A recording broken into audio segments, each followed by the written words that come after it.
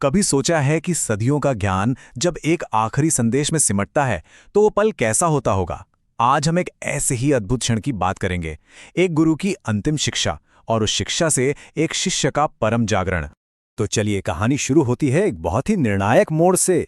ये पल है आध्यात्मिक गुरु महावीर के अंतिम उपदेश का, और यहीं से सब कुछ बदलने वाला है, एक नई राह खुलने वाली है। अपने जीवन के अंत में महावीर अपने पूरे दर्शन, अपनी पूरी फिलॉसफी का निचोड़ एक सीधे साधे संदेश में रख देते हैं। ये सिर्फ बातें नहीं हैं, बल्कि ये मोक्ष तक पहुंचने का, मतलब परम मुक्ति का एक बिल्कुल साफ रास्ता है। बस ये एक लाइन, सम्यक दर्शन, सम्यक ज्ञान और सम्यक चरित्र।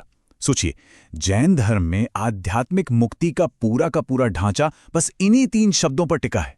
यही वो 3 स्तंभ हैं जिन पर पूरी यात्रा खड़ी है। तो सवाल ये है कि आखिर ये रास्ता है क्या?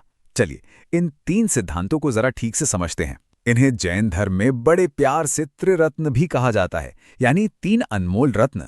देखिए, यात्रा का पहला कदम है सम्यक दर्शन, यानी चीजों को वैसे देखना जैसी वो असल में है, बिना किसी मिलावट के। फिर आता है सम्यक ज्ञान, मतलब उस सही नजरिए को एक गहरी समझ में बदलना। और आखिर में सम्यक चरित्र, जहां हम उस ज्ञान को अपने कामों में, अपनी जिंदगी में उतारते हैं। और इन 3 कदमों का नतीजा वो हमें मंजिल तक ले आता है, मोक्ष। ये वो अवस्था है जहां जन्म मृत्यु का चक्र खत्म हो जाता है, सारे दुखों से आजादी, बस शुद्ध चेतना और आनंद ही आनंद। अपनी ये आखिरी शिक्षा देने के ठीक बाद महावीर खुद उस परम अवस्था को पा लेते हैं जिसके बारे में उन्होंने सिखाया था, निर्वाण। शरीर का अंत, लेकिन आध्यात्मिक तौर पर यह परम शांति है। लेकिन कहानी यहां खत्म नहीं होती। अब आते हैं उनके सबसे खास शिष्य गौतम पर। महावीर के जाते ही गौतम के खुद के ज्ञान के रास्ते में एक आखिरी और शायद सबसे बड़ी रुकावट आ खड़ी होती है। अपने गुरु को खोने का वो गहरा दुख, उसी पल में गौतम को एक जबरदस्त एहसास होता है। उन्हें समझ आता है कि उनका अपने गुरु से जो गहरा लगाव था, जो मोह था, वही उन्हें आगे बढ़ने से रोक रहा है। ये प्यार या सम्मान के खिलाफ नहीं था, बल्कि ये एक तरह की निर्भरता थी जिसे अब छोड़ना ही था। और कमाल की बात यह है कि जिस पल वो इस मोह को छोड़ते हैं, एक जबरदस्त बदलाव आता है।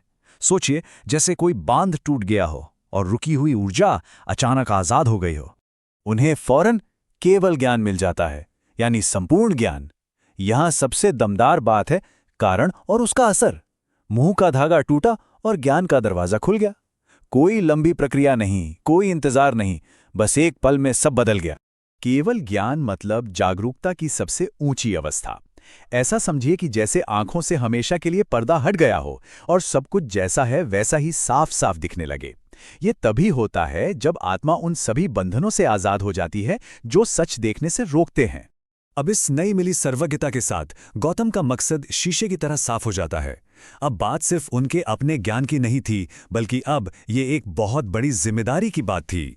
वो समझ जाते हैं कि अब ये उनकी जिम्मेदारी है कि महावीर की शिक्षाओं को आने वाली पीढ़ियों तक पहुंचाएं। वो मशाल अब उनके हाथ में थी। तो इस पूरी कहानी का सार क्या निकला?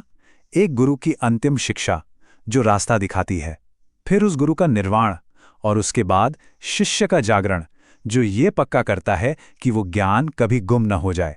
ये एक पीढ़ी से दूसरी पीढ़ी तक ज्ञान के सफर की कहानी है। और ये कहानी हमें एक बहुत गहरे सवाल के साथ छोड़ जाती है।